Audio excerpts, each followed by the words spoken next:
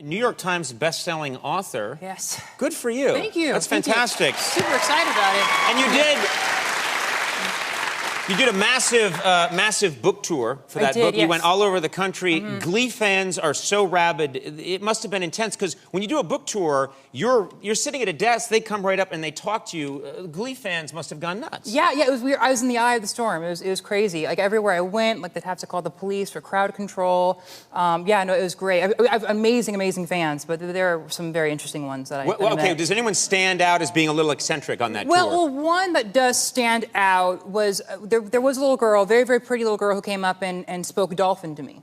Dolphin? Yes, she spoke in Dolphin, but I didn't know what she was saying. But I think she was disappointed that I didn't speak Dolphin as well.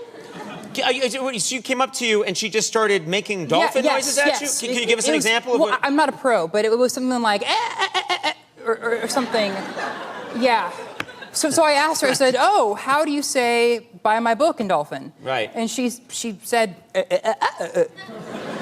How do you know she wasn't choking to death? Oh. Could you imagine?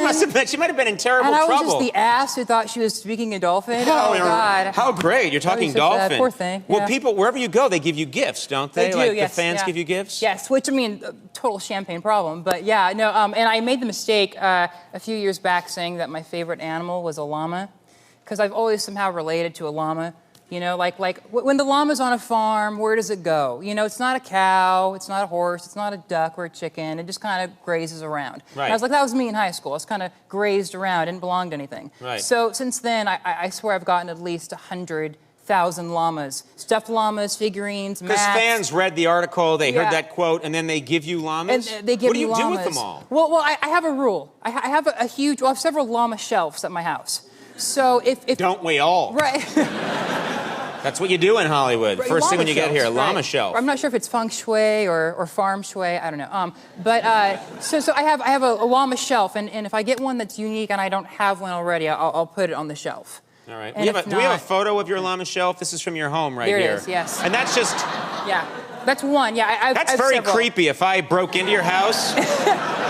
and I saw that, and I didn't know who you were. I broke into that house and I saw those shelves, I'd be murdered right afterwards. Or they'll just like turn their heads and look at you.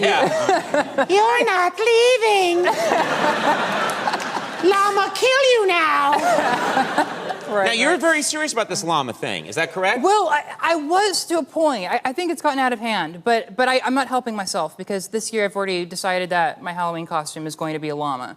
You're going to be a llama for Halloween. Well, I'm going to be a llama assassin called the Llaminator.